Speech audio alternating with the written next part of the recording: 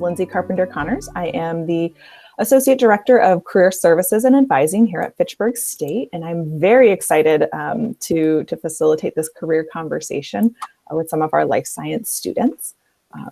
We have 5 wonderful panelists here today, and I will actually let them introduce themselves.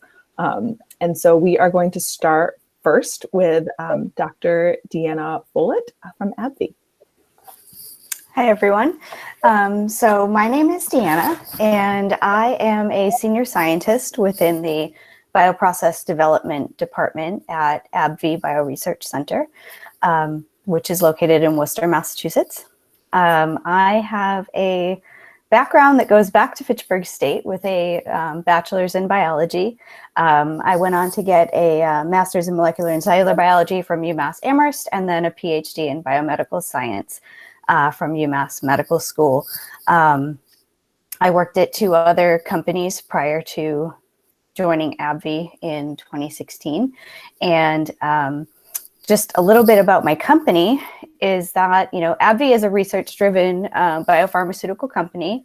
Our mission is to discover and deliver innovative medicines that solve, seriously kind of otherwise untouched health problems that address the challenges both now and in the future for our patients. And our main areas of focus include the therapeutic areas of immunology, oncology, neuroscience, and also a little bit of virology, women's health, and eye care. And we did recently acquire Allergan, the Botox company, and their entire portfolio of products. And then just for fun, I'm also like an amateur chef foodie and CrossFit coach.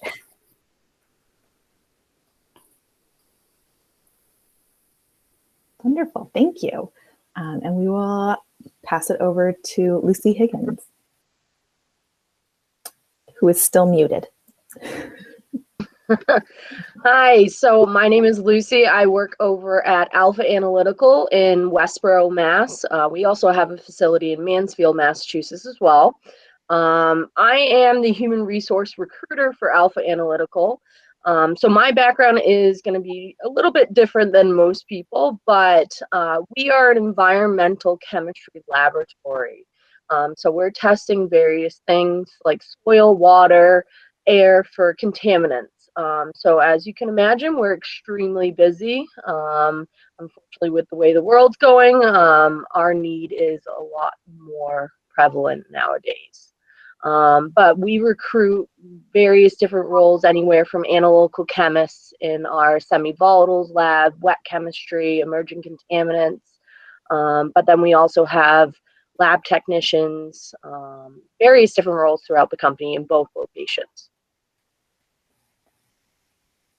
Great, thank you, Lucy. And Cheryl Purnell from Mass Life Sciences. Good morning. Hi, my name is Cheryl Purnell. I'm the Senior Education and Workforce Development Associate, and I manage our paid internship program for college students, high school students, and also our new data science intern program. We are a quasi-state agency, and we also we're part of the economic development organization in the state. We're under Secretary Keneally, who is the state secretary for education and not education, I'm sorry, for housing and economic development. Perfect, thank you. And now over to Pam O'Brien and Maria Ufret from, I just learned you changed your name to Vivitide. Am I pronouncing it correctly? Yep, you're pronouncing it correct. I'm Pamela O'Brien. I'm the Director of Human Resources at Vivitide. And I asked Maria Ufret to come with me because she knows far more about chemistry than I do. So do you want to just introduce yourself? Sure. So my name is Maria Ufret. I'm the Director of Downstream Operations here at Vivitide, previously NEP. And I have a background in peptide chemistry. I actually completed my bachelor's in industrial chemistry way back then in Puerto Rico, but then completed my PhD in bioorganic chemistry at MIT. I've been in the peptide field for, well, since I started my PhD, so for many years, I'm not saying how many. I joined Vivitide about 6, 7 months ago, and I'll be happy to answer any questions. Yeah. And I've been with Vivitide for about 2 years. As Lindsay was just saying, we are most commonly known in this area as New England Peptide. So we've been around for a little over 20 years in this area, 30 years in Louisville, Kentucky area. We just past January rebranded as Vivitide as we've merged 2 companies together. We're known for our custom peptides and antibodies, and we're really well known for our quality and our customer service. Employees really appreciate the culture that we have here. That's really what we feel differentiates us. We have, we're about 100 employees, so we still have that kind of small family feel that we all really enjoy. We have an on-site fitness center, which you wouldn't expect a company our size, and career paths. So everything from, you can come in as a lab assistant with no lab experience, maybe some, food industry, we actually take a lot from food industry experience, or you can come in with a bachelor's and work your way up to a chemist.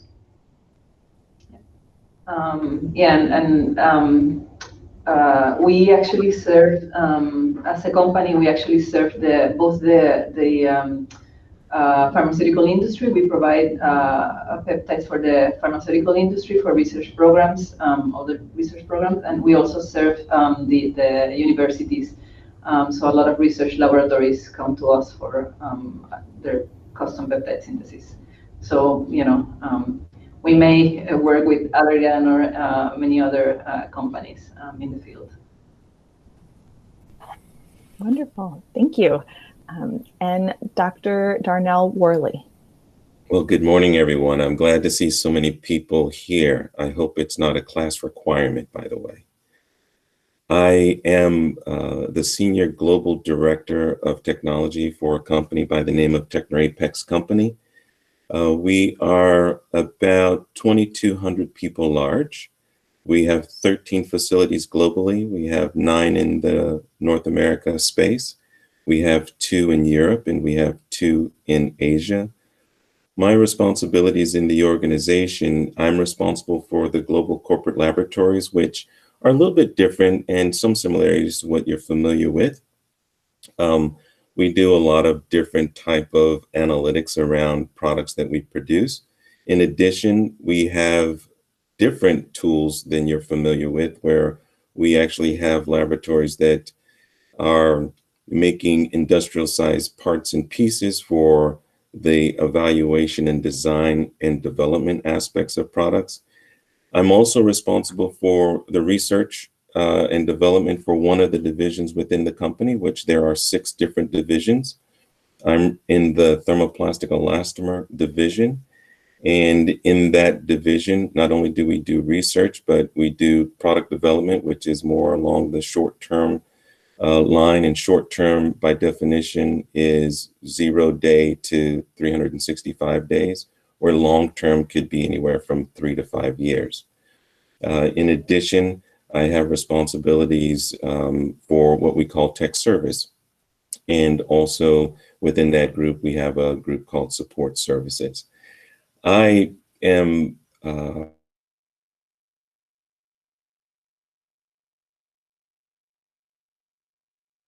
educational background is I studied electrical and material science and engineering in an undergrad. My master's degree is in polymer engineering. My PhD is in polymer engineering. My PhD is a joint degree between Oak Ridge National Laboratory, which is based in Oak Ridge, Tennessee.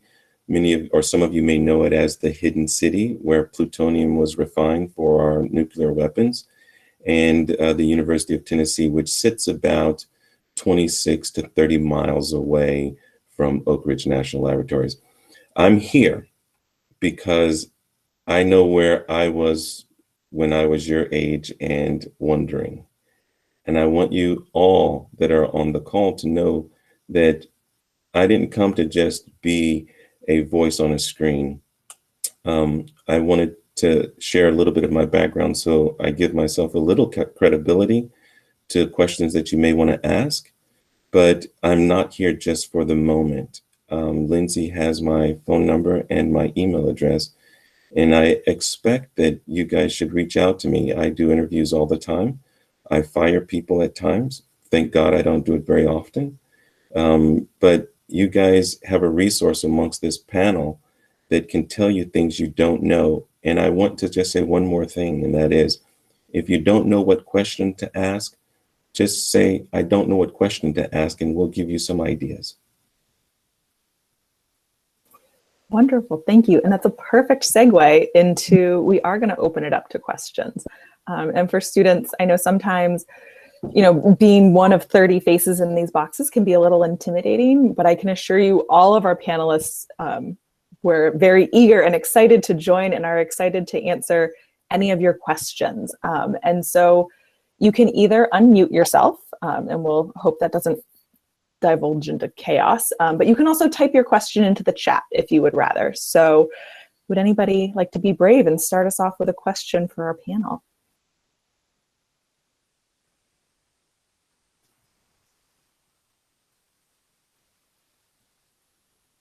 Perfect, we have one in the chat. Does it matter what degree you get specifically?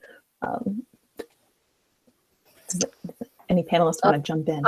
For Alpha Analytical, even though we're environmental and chemistry, you don't have to particularly have a degree in either of those. A lot of the sciences, if you're a biology major, you're probably taking sometimes just as many courses as chemistry majors in that. So it's a really transferable degree when you have a science degree for us. The only requirement for certain positions for us specifically are regulatory measures. You have to have at least 8 chemistry credits to be considered for certain positions. But yeah, sciences is really broad at some point with what classes you're taking. So for us, nah, we'll take you and we'll figure out what we can do for you. I can echo that as well. The degree itself doesn't necessarily matter because there are so many transferable skills that can come with any given degree. So for our science postings, you'll usually see many, like it's kind of like we'll list every name we can think of a potential degree that would fit the area that we work in. But when we're narrowing down our candidates, that's not where my eye is focusing on your CV. Yeah, in my industry, it's a bit different. We are specific on degree because the type of work that we do, if we're dealing with polymers, and so there's some fundamental knowledge that you need to make that useful. When it comes to the analytical side or the chemistry testing side, there's a variety of different chemistry backgrounds you can have. I believe in our field, because it's such a specialized field, we actually don't expect people to have generally experience in the specific field that we work in. But it's also, you know, as long as you have a background in the sciences, we have different roles within the company where we can find a space for you. And also, you know, the other important thing is because, you know, because our field is so specialized, we do consider, obviously, that we will have to train people in our area. And so we have experts in the field that will spend time and train newcomers in the different areas in the company. And at Mass Life Sciences in our internship program, we've got probably a little over 300 companies looking for interns at any given time, and they are looking for a range of majors. We have a range of life sciences companies across the state that are in the database. So they might be looking for particular skills. And so there's a range from business to chemistry to engineering that they might be looking for. Great. And thank you, Cheryl. That leads really well into our next question of, Are there certain types of work experience you look for when hiring either an intern or an entry-level position?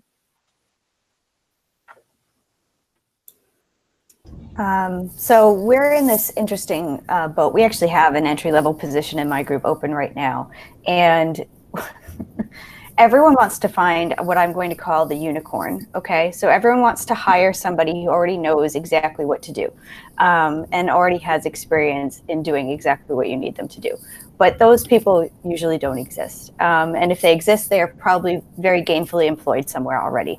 And so obviously that's what everyone hopes to find. But what we really look for are people who might at least have a background in the general knowledge area that most applies to the work that we do, and then are very trainable. These are people who are invested. They have very amazing attention to detail. They learn quickly, and they have excellent hands-on skills once they start to learn them. You know, I've happened to luck out and have taken on some people that fit that bill, and they excelled in incredible ways. And I've also given people who had zero experience a chance. And sometimes that didn't work out. It really depends on just how invested you are in learning and growing. For us, and specifically for myself when I'm recruiting, I'm looking for, like we've said, or a couple panelists have also said, transferable skills. So even if you have experience in food services, that's transferable skills. Some of what you're learning in that, time management, working, being on your feet, just being always aware of your surroundings, that is important to take into the lab for us. And with some of our positions, we don't require degrees, mostly our lab tech positions. So we have a lot of students that are still currently in school working full time, whether it's a first, second, or third shift. They're going to just be touching upon and furthering their skills and their knowledge of what they're learning in school. So that's always a nice peak of interest for me when I see someone in school that is eager to continue to work. But it's all about transferable skills because, like Deanna mentioned, it's very hard to find people that have exactly what we're looking for or exact words on that that job description. So as long as you have experience, you have some knowledge, but the transferable skills is a huge thing for me. And I think I will add both what Lucy and Dina said actually. So we have a large variety of positions, and so they all have different skill sets, but we are looking really into those transferable skills. But something that's super important for us is, you know, self-motivation, right? We're really looking for people who are self-motivated, that have high energy, because we are in a really fast-paced environment. And again, you know, like I said before, you know, we assume that we will train, you know, any newcomers in the various fields that we offer opportunities here at the company. Attention to detail, again, because it's a fast-paced environment, is important for us. And of course, you know, if you do have lab experience, even if it's in an academic lab, that gives you an edge, but it's not necessarily a requirement for some of the positions, because again, like I said, we have a large number of different positions throughout the company. Yeah, I'll take a different tact on this one, because at least for you guys that are ready to graduate or in that intern sort of mode, it's still it's still a continuation of your education, in that exploring spaces that you may not be that familiar with, or exploring opportunities that you may not think your skills fit into. Teknor Apex takes several interns every year.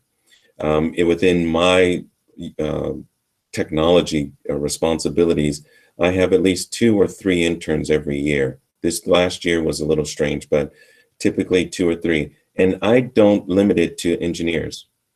I don't limit it to just chemistry. I have some guys from physics, some guys from health sciences, also humanities, because there is a roundedness required in the realm of technology, and the vocabulary is different depending. So interns, keep exploring and explore organizations where you think, you know what, I don't know what they do, but it'd be cool to find out. And an intern is a great way to do that.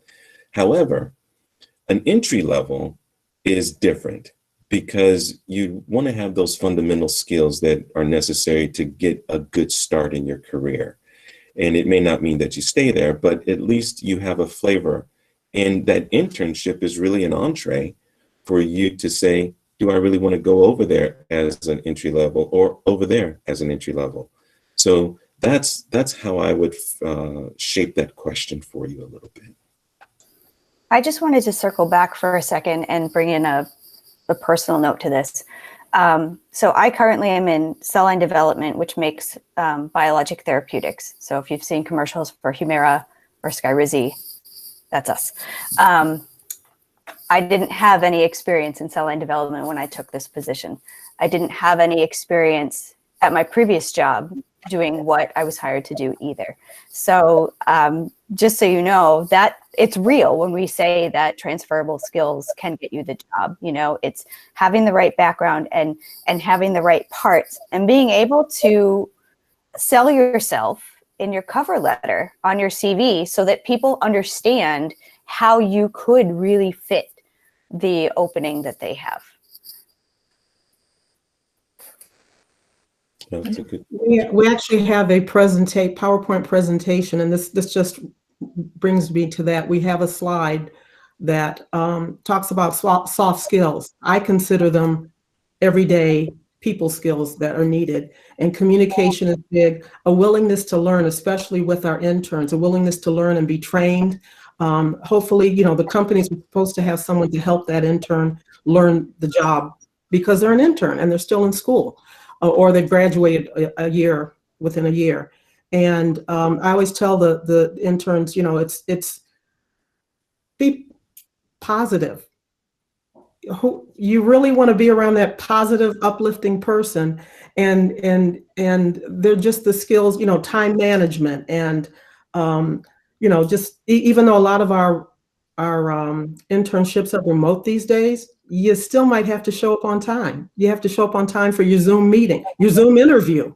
You know, I don't know how many companies are actually interviewing in person now, but some of these skills are going to take you through and help you through the rest of your life. And also, I tell the interns, if a company contacts you, get back to them.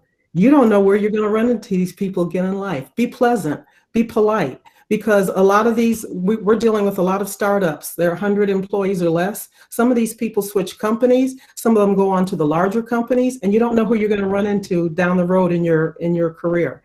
So some of the positions, you know, they require, yes, very specific skills, and some of them, you know, those soft skills, those communication, time management, and those type of skills will take you through the rest of your career. Yes, Cheryl. Yes. Yes. I hope you heard her. I hope you heard her. She was very great. Thank you. Professor Williams raised your hand. Do you want to pop in with a question? Yeah, thank you. So as an advisor, one of the most common questions that I get is related to this. So a lot of job descriptions out there ask for 1 to 3 years of experience. And so my students who have experience doing a lot of lab classes and maybe some independent research always ask me, should I apply to this? I don't have that required 1 year of experience. And I don't know if I'm correct in this, but I've been telling them yes. But I wonder if you guys could speak to that. The Yes. 1 to 3 years experience. Yes, Yeah. yes. Yeah, so we always have to give a range of experience because we are posting positions that have been funded for a particular grade level, and that's where that really factors in. So if you have a PhD, okay, and the position is for a bachelor's with 1 to 3 years experience, then no, you should not be applying to that, because your application is going to get immediately triaged into the trash can because they can't hire somebody that is such a mismatch.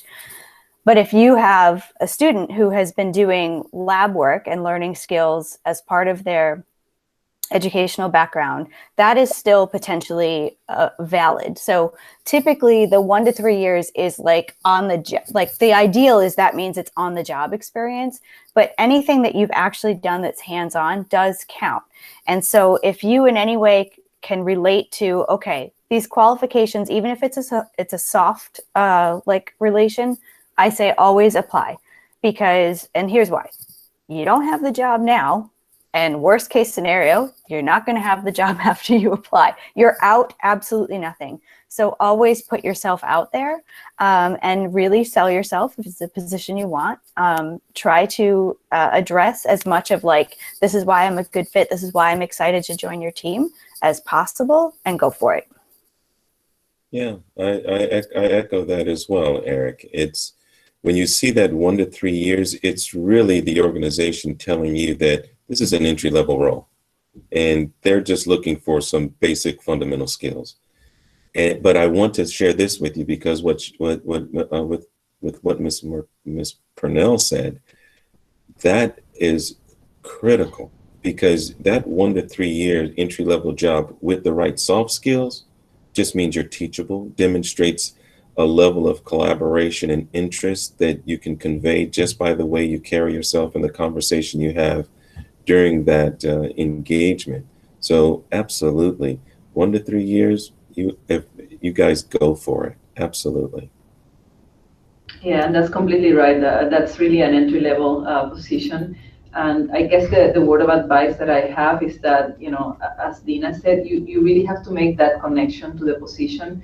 So you have to find, you know, what skills are that you have that could, you know, even if you don't have that lab experience for 1 to 3 years, that you can actually make that jump, that you can say, hey, I can learn these skills because I have these other skills that I've been working on. So you really trying to make sure that you make that connection, and you have to do this for each position that you apply for, right? So you really have to consider the position that you're applying for, look at the skills that you have and say, hey, I know that I can learn these. I know that I can do this job. I might need a little help to get, you know, to be completely 100% proficient in this, but I know that I can do this based on the skills that I have. But it's important when you do, you know, when you write a cover letter, it's important to write a cover letter because it gives a little bit more insight into what your skills are. You know, sometimes, you know, it's hard to see just from a one-page resume what that is.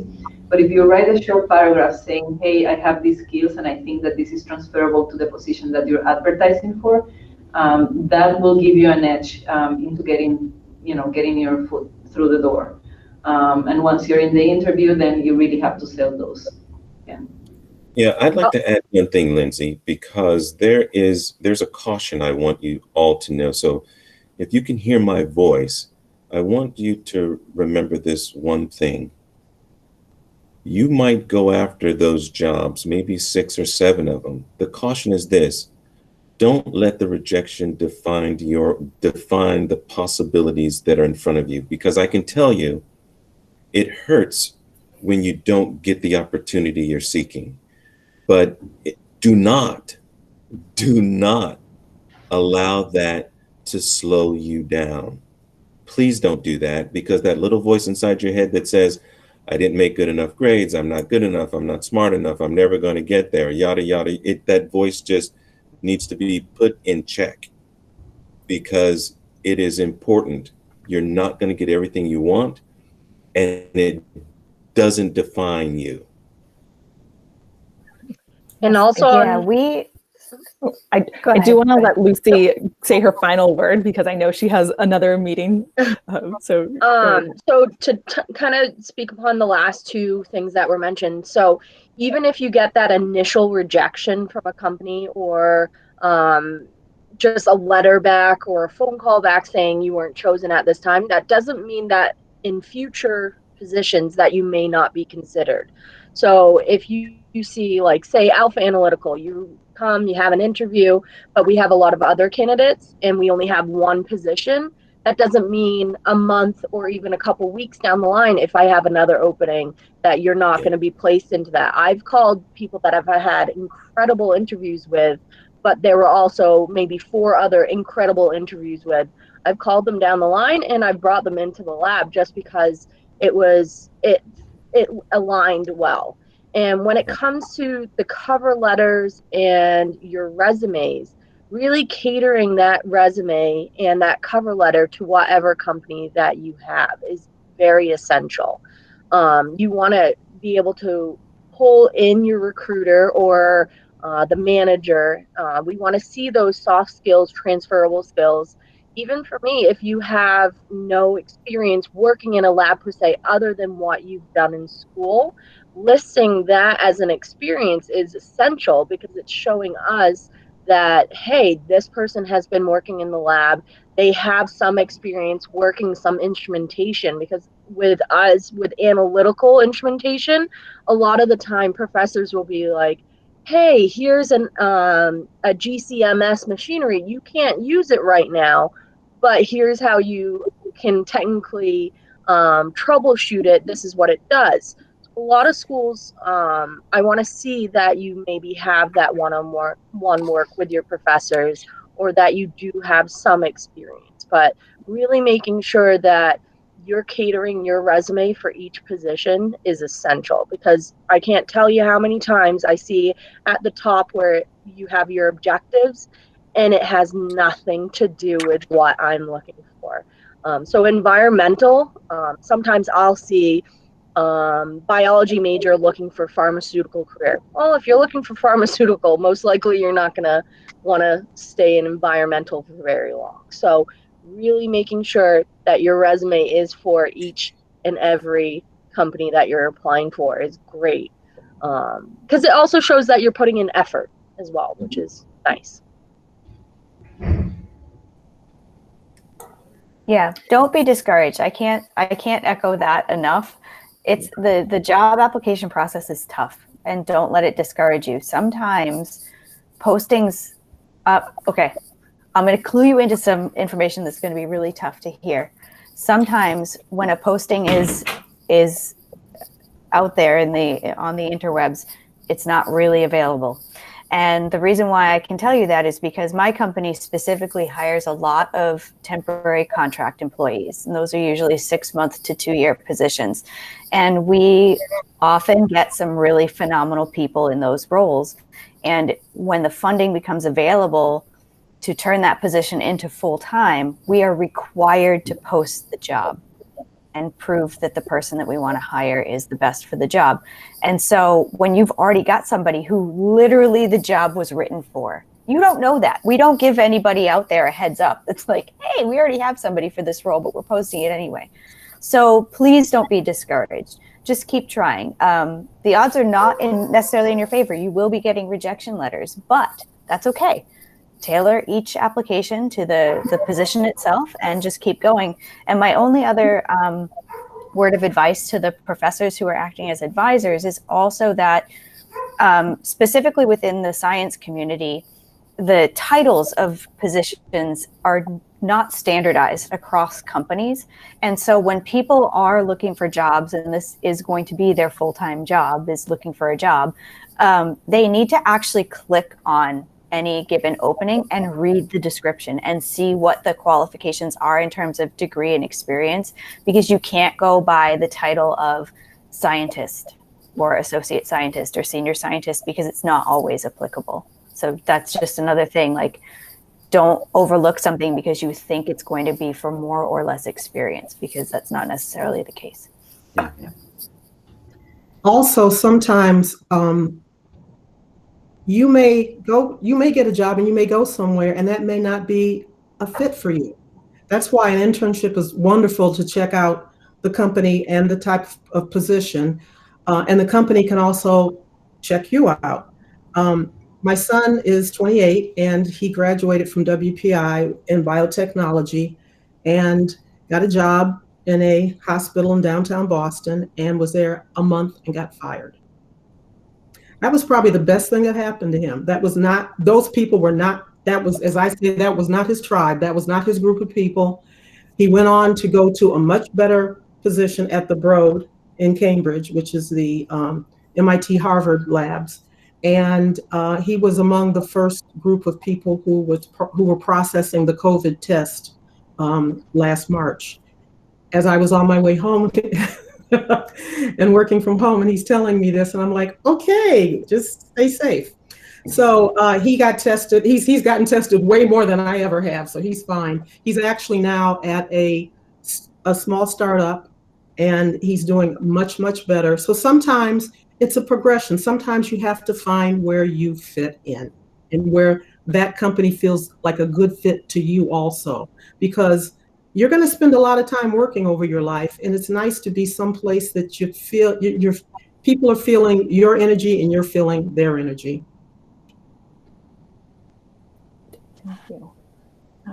So here's a question for our people who are actually, in the field doing the work. How did you find your niche, whether in biology or chemistry? How did you figure out that that's where you wanted to be? Yeah, I'd like to start that one if that's okay. I was terrified. I mean, I'd been in school for quite some time. I went from my bachelor's to my master's to my PhD, and I worked along the way, but I knew I wanted to be an engineer, but I actually didn't know all the things that were possible. So it was, when I think about where you guys are and gals are, my stomach actually churns, because the opportunities are immense, and you've got to be able to find it, and you've got to have, a certain amount of constitution to push yourself through the valleys of defeat and the peaks of maybe success. But it was a real emotional battle, and I don't want to underplay that, but I don't want to make that the focal point, because you guys have a desire. I mean, you guys are in school, you guys have done something really cool, and you're doing something really good. And don't underestimate that. Look at that. That's super. I just get excited when I see young folks doing cool things like you guys are doing and gals are doing. So that worry, that concern, that what's coming at me, that's there. But don't forget, you did it for a reason. And you did it because you had a desire of your heart. Somewhere there was just this panging. And for me, that's what it was. I got my first opportunity when I had been, rejected even for interviews, but I got my first opportunity with Honeywell. I was a senior scientist for Honeywell for my first job. And I was recruited from the University of Tennessee into New Jersey, and, they put you on airplanes and they fly you and they do all these, it's just this beautiful thing. And it's quite enjoyable. But the thing that I knew is I studied polymer engineering because I love the chemistry. I love the organic chemistry. I love the polymer chemistry. I love the engineering side of physics. I love the mathematics behind it. I love, and believe it or not, guys, and I haven't shared this with you yet, everyone on this call today has touched a product that my group has designed the chemistry for. At least 3 things you've touched today, they've designed. And that was either made in Leominster, Massachusetts, or Singapore, or Europe.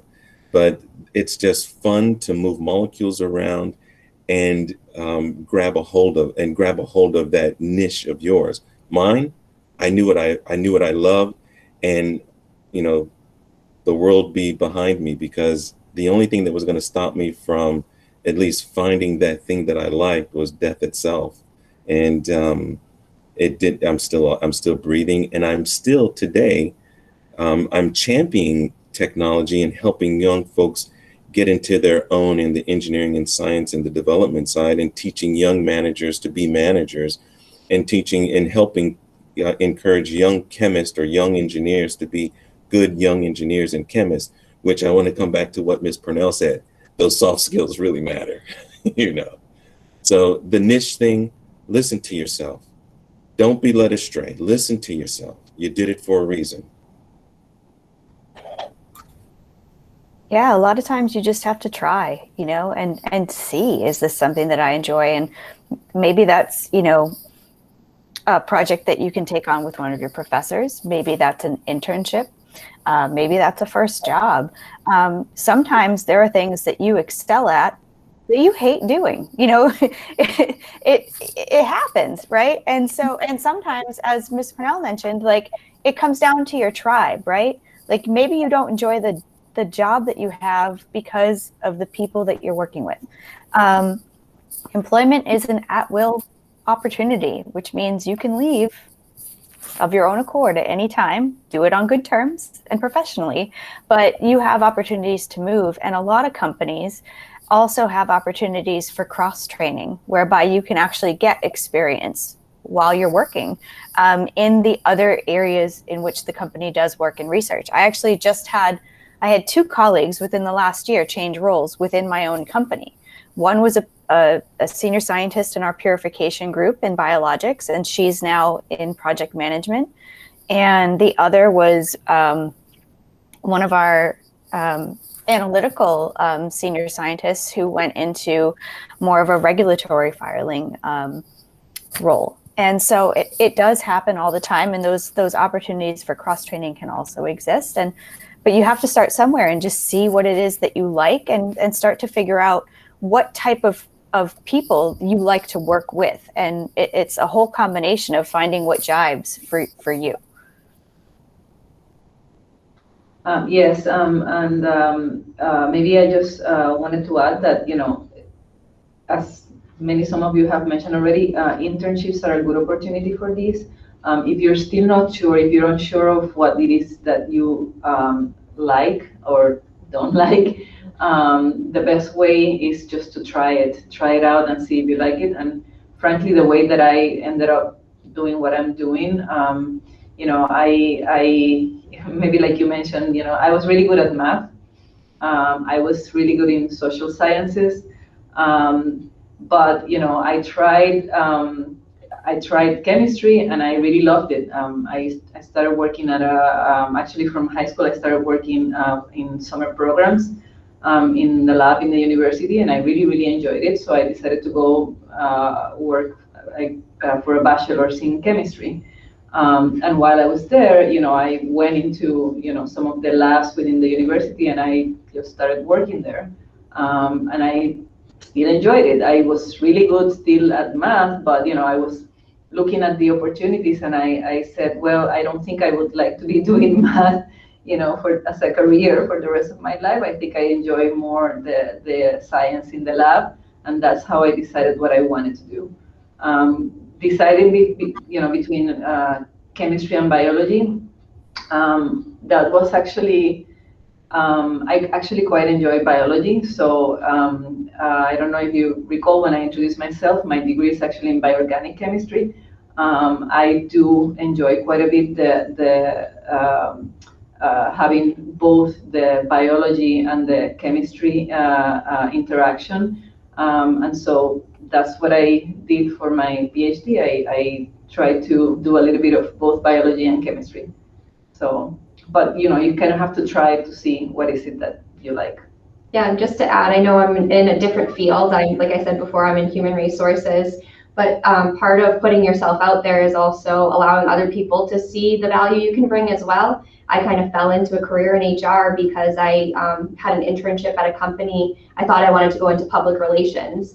And once I had an internship for a local company, it ended up once I graduated college, they identified me for human resources. And, you know, I don't know how many years later, over 10 at this point, it clicked with me. So the people around me were able to see in me what I didn't at the time. Thank you all. Thank you.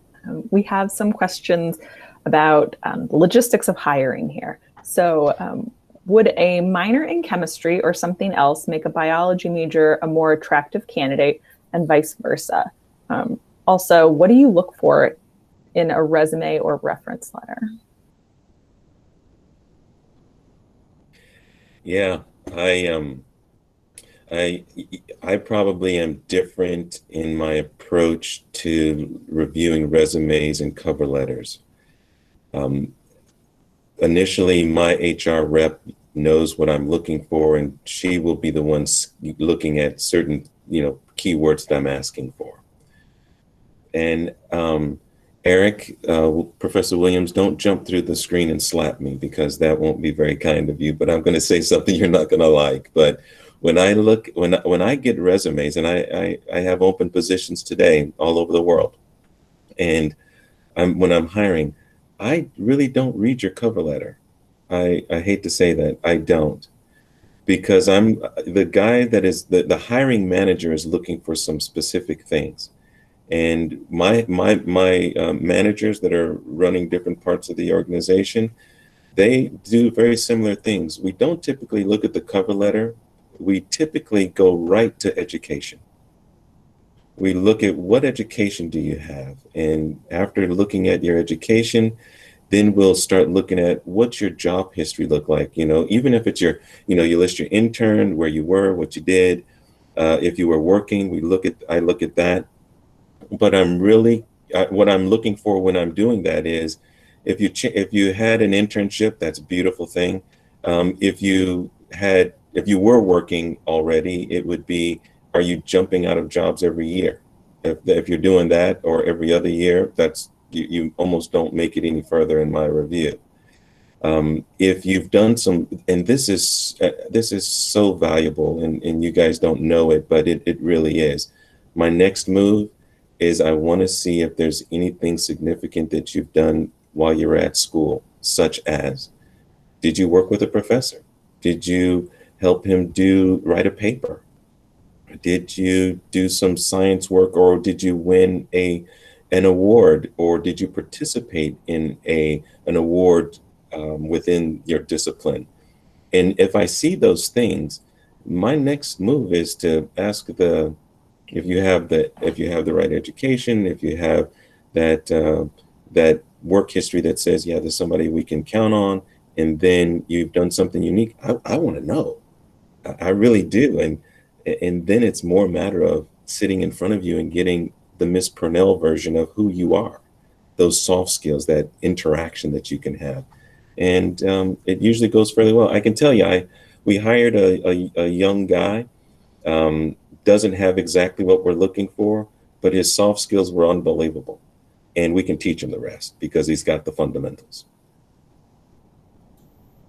Yeah, trainable people are highly, highly desirable. I would say that in my particular niche of work, a minor in a different field would not pose a benefit in the hiring process.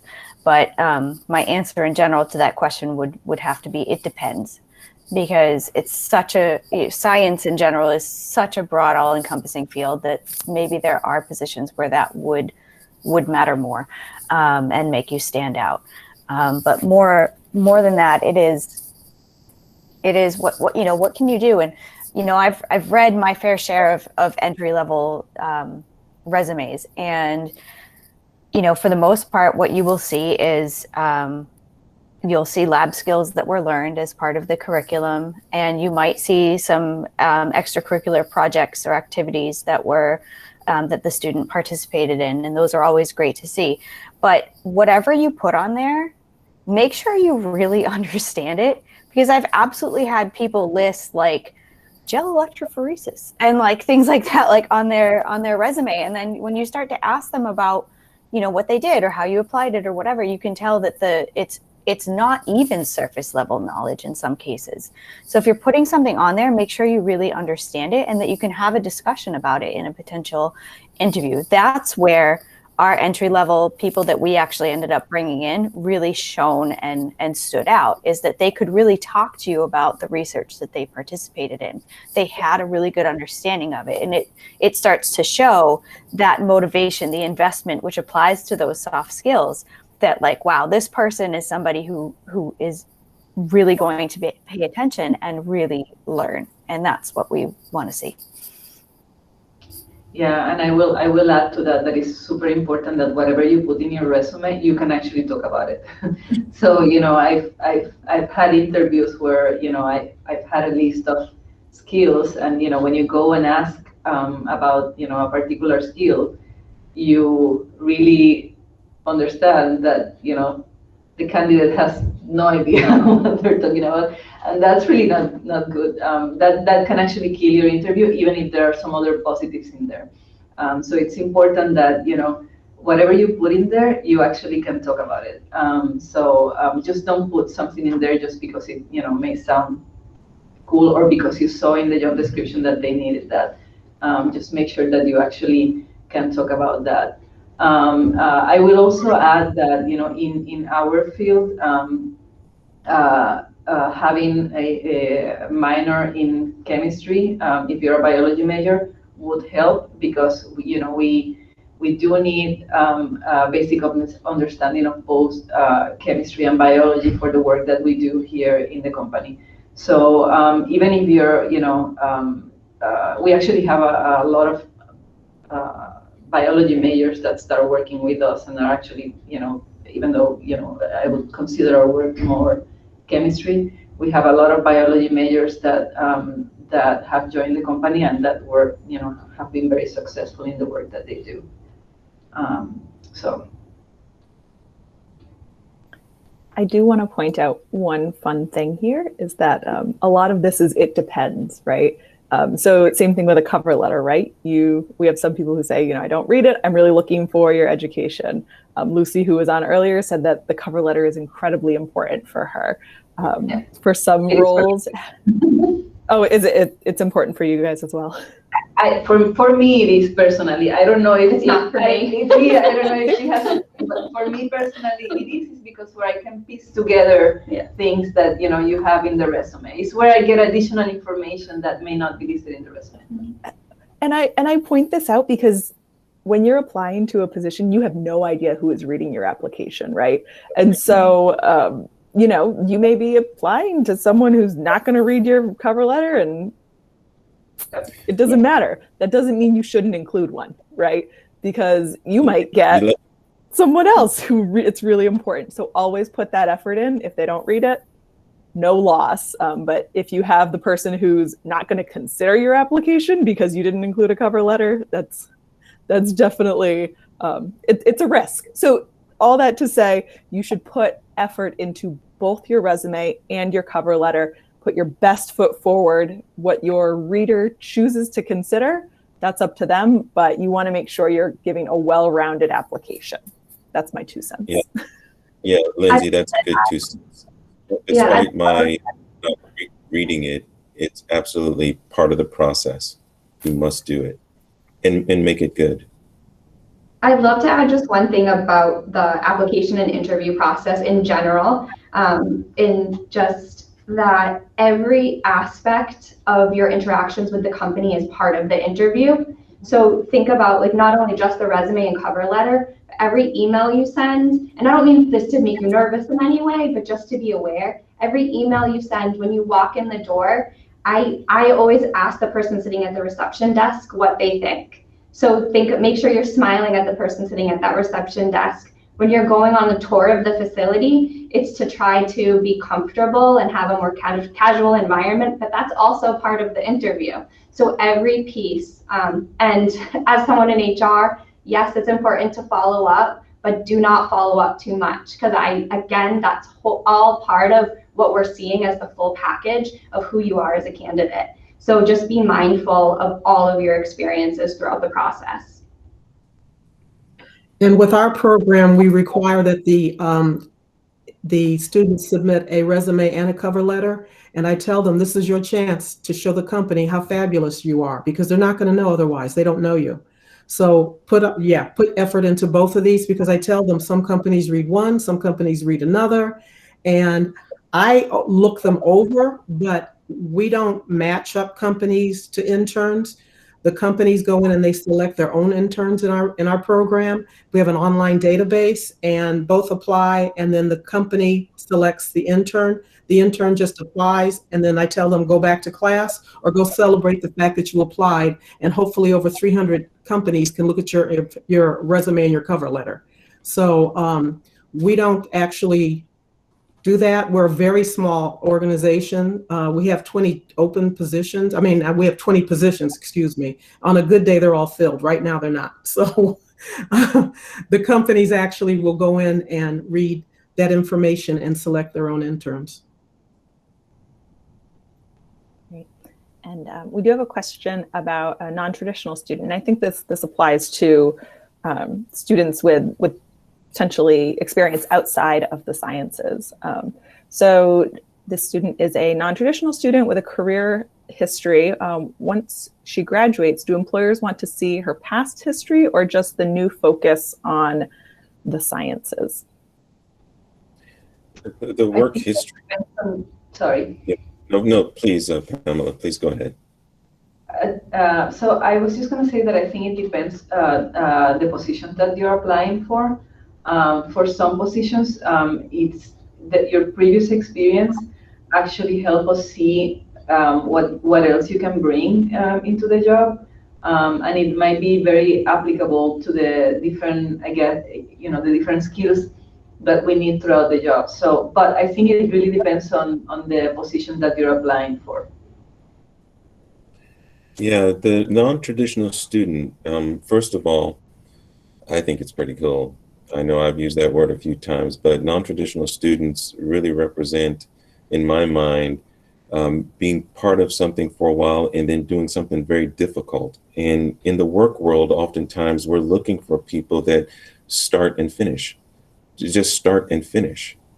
And for you to make a left turn all of a sudden and get a degree and change the direction of your work world, one, there's a certain level of maturity that we see with non-traditional students or non-traditional applicants, if you will, that that come into the organization. Maturity does matter because there's a stick-to-itiveness there.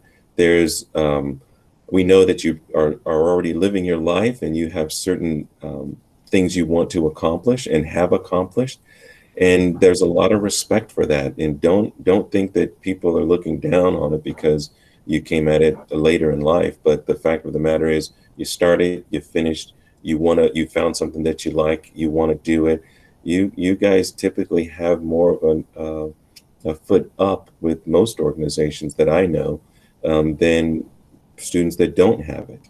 So it's I'm glad to hear that there's students on the line like that, and I hope those words are a bit of an encouragement, but at the same time, great job.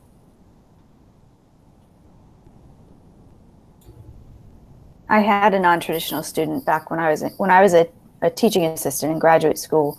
One of my students, actually one of my best students, was a former Green Beret.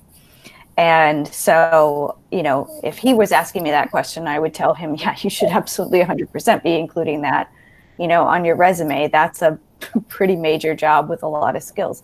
So it can also depend, but I agree with the maturity level that comes from non-traditional students is really what tends to have them shine and really stand out. As you then potentially progress through your new career, I would say you can start to, over time, maybe remove some of that experience if it's becoming less and less applicable. So it really depends on what it was, how transferable the skill set could be. Like if you're talking like I'm 21, 22 years old and I'm looking for a job and I was a bartender, right? Like once you start working in your field of interest, you might not have that bartending experience on your resume anymore, 2, 3, 5 years later. But you might still have it right at the beginning because otherwise you got a blank page. So definitely, yes, put it in and really highlight as much as possible the areas that are relevant still to the new field. Yeah. And that's a very good point. Early on in your career, you want those previous experiences there because there are skills within those, even with the bartending that are transferable to things that we do. We know that you can work in a fast-paced environment. That you're probably good at attention to detail, things like that. But as you move up in your career, that becomes less and less important, and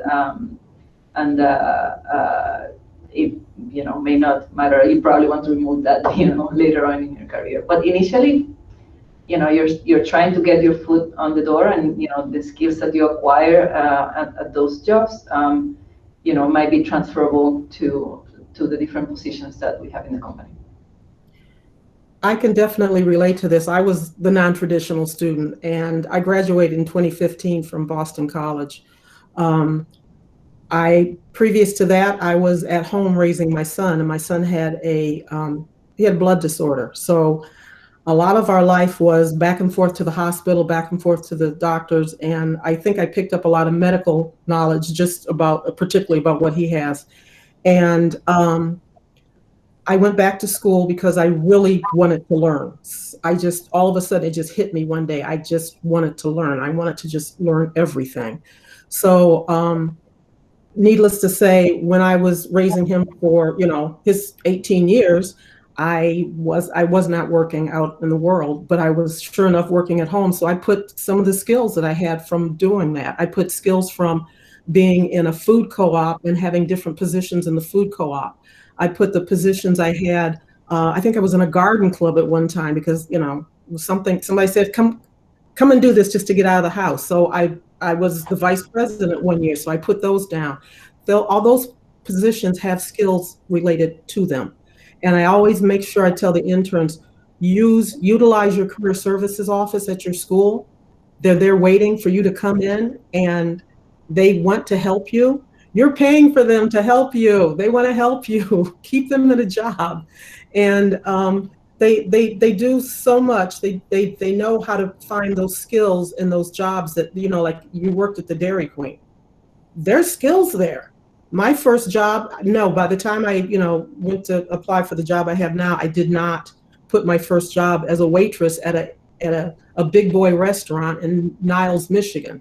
So, I didn't put that on there, but there were some skills related to that if that was the only thing that I had. So work with your career services office. They can help you so much, and make sure they always look over your resume and your cover letter. You don't want a glaring typo in there just because somebody else didn't look at it. So have them look at it. I have a habit of starting to write a sentence, get distracted, and then forget that sentence, and it's just kind of hanging there. So that's something you don't want to have happen. So utilize those people in career services. They know what they're doing. Thank you for the plug. I appreciate it. Yes, you are never bothering us. Send us your materials. We're here to help. And I do want to be cognizant of time. It is 10:30, and I don't know how much time our panelists have. We have a few more specific questions about positions that you may have open.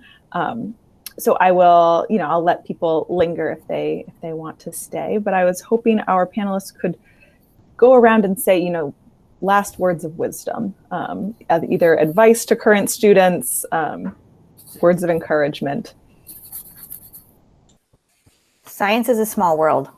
It's a very small world. You'll be surprised the longer you stay in it, just how small it becomes. And so a lot of what has been spoken about already was about how you carry yourself and how you interact with other people. You will see those people again in different roles. And so networking is huge. And I know that a lot of people who go into the sciences and STEM can be on the introverted side, and networking is not what you want to do. And you really have to kind of become comfortable with being uncomfortable and putting yourself out there and making connections. I have people reach out to me a lot who are interested in, who I have met and interacted with, but not necessarily actually worked with, who are interested in openings that my company has. And sometimes they just want to know if there, is there any additional information about the job, or, would you mind forwarding my resume? And in terms of recommendations, I only will recommend people that I can attest to, right? Like if I can't attest to your skills, I can't necessarily recommend you for a position. But what I can do is at least send your resume to the hiring scientist and say, hey, I just want to make sure you saw this. This person is interested. Because at a lot of companies, and mine being one of them, your resume doesn't go directly to that person initially.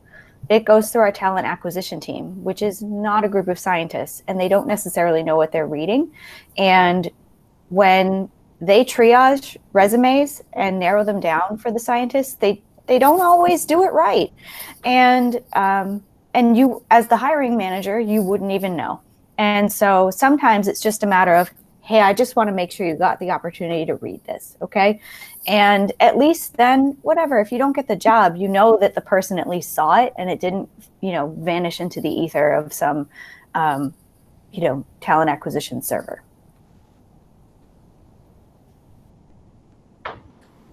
Yeah, I'm going to be maybe a little long-winded, and I'll apologize on the front end for it, but it just matters to me. It matters to me the way you guys think about yourselves.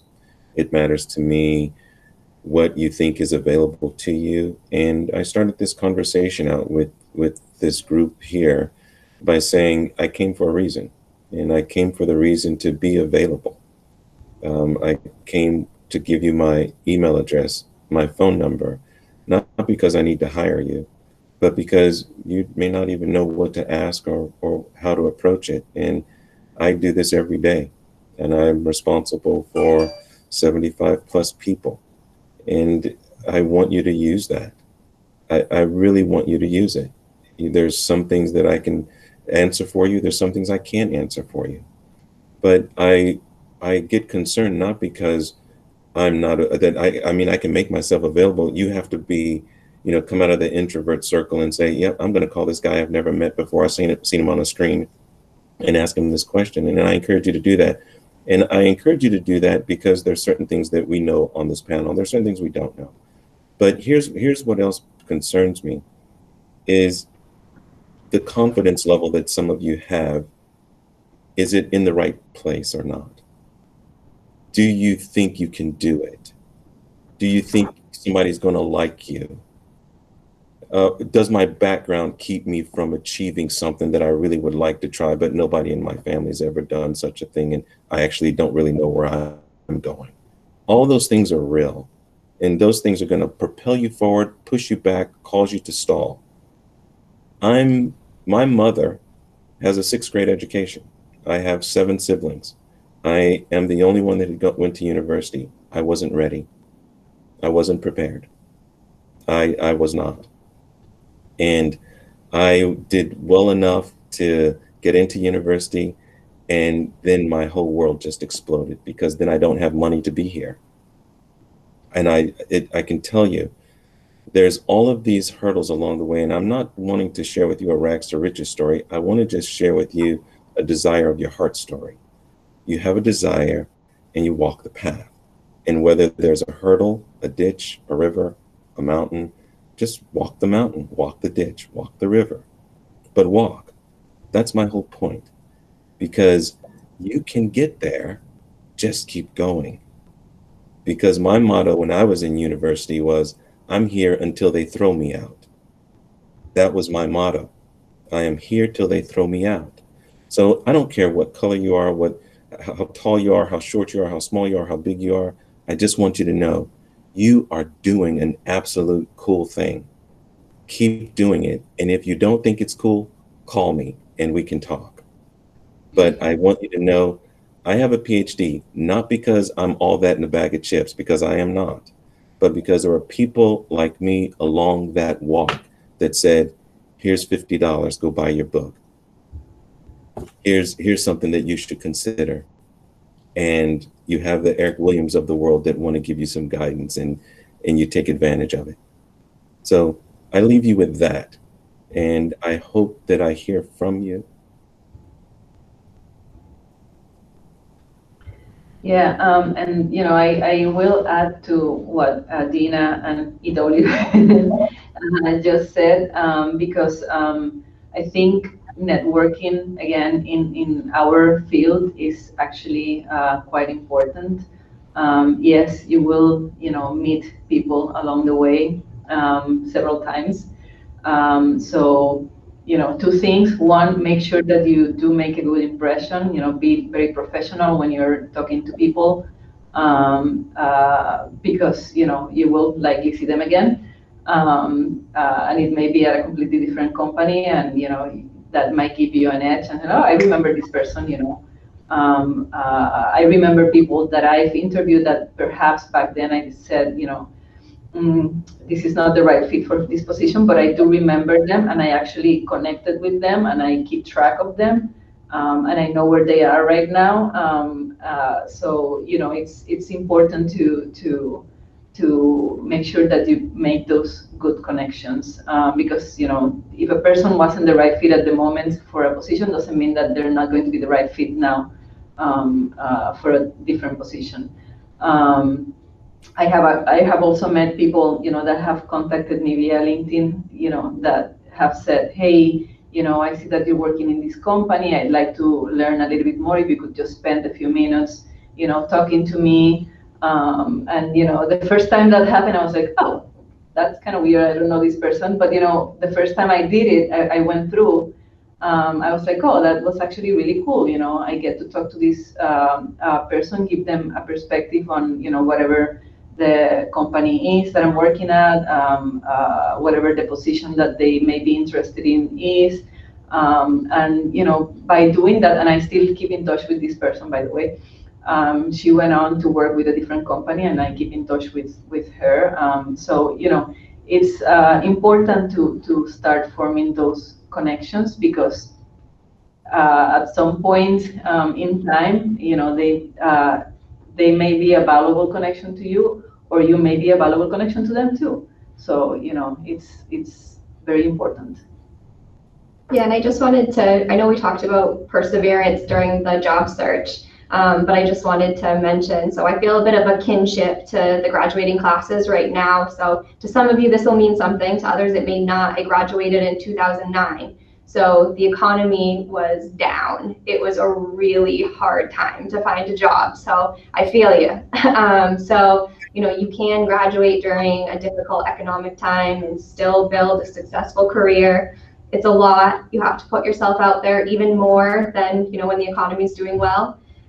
So just apply for all different types of opportunities. And, even if you're not sure about the job, take the interview if you get it. Just see where it goes. So keep your opportunities open, and just see where it takes you. And I promise it gets better. But yeah, it's definitely difficult looking during times like this, but you will find the right opportunities. Maybe something else I would like to add to this is, when you're going through that process and you do get the chance, you get an opportunity for an interview, just make sure that you do some research on the company.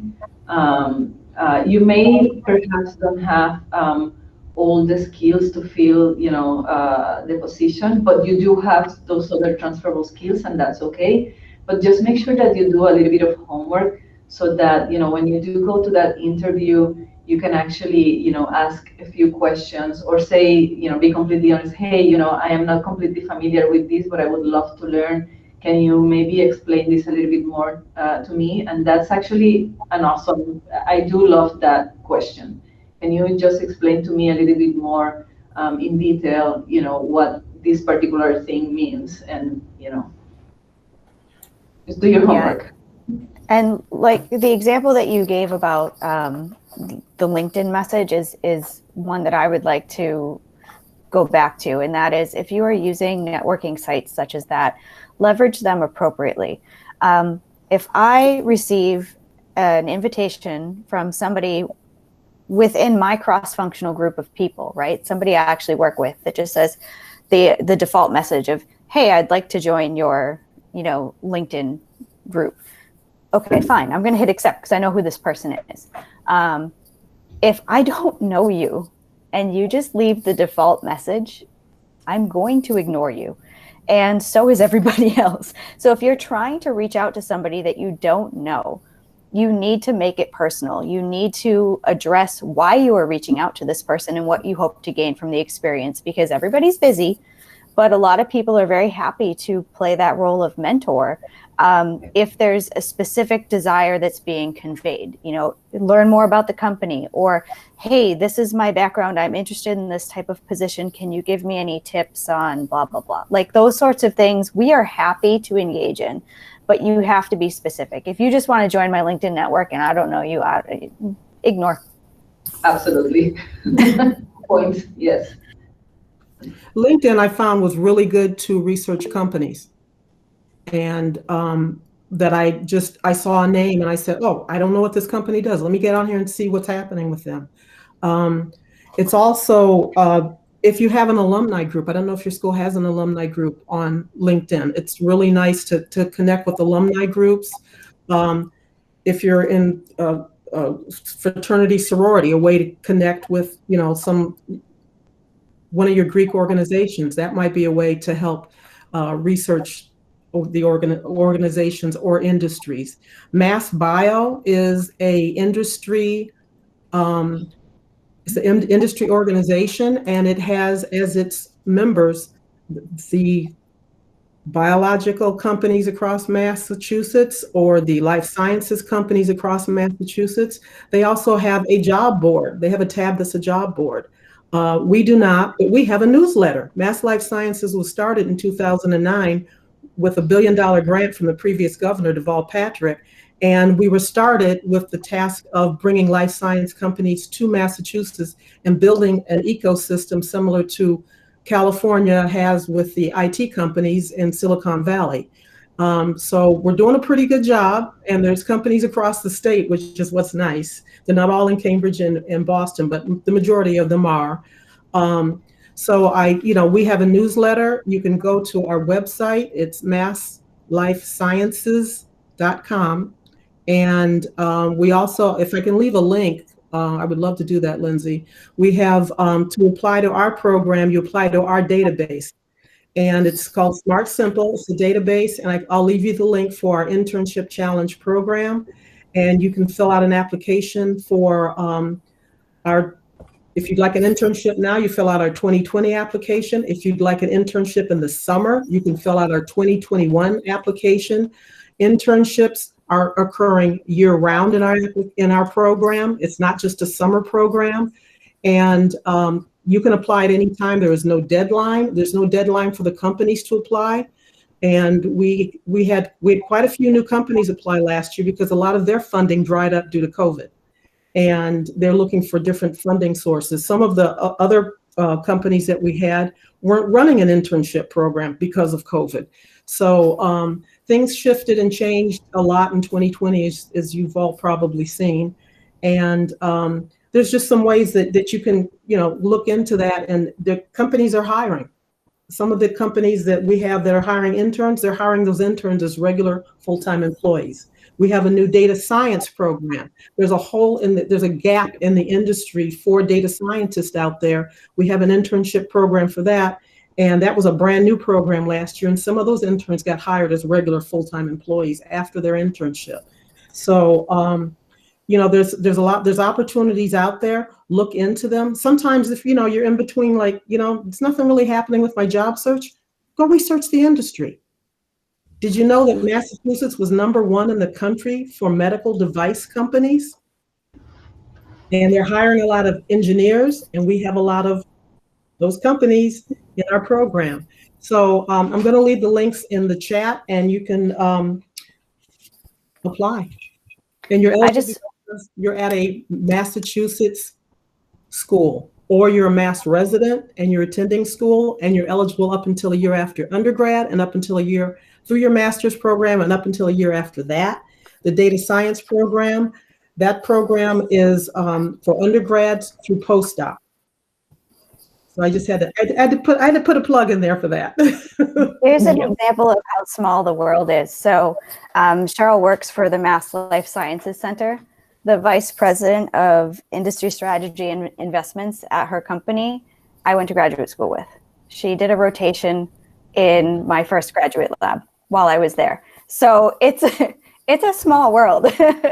And these are people I stay in touch with. I'm not sending them a Christmas card necessarily, but I'm staying in touch with how their career is going and where they're going. And you just never know how that could circle back and help you out in the future. Thank you all so much. I know some of our students have classes coming up, so I do want to cut it off. But thank you so much for coming and sharing your wisdom with our students. I feel like we could continue this conversation for another hour. And so I will stay on if there are questions or anything like that.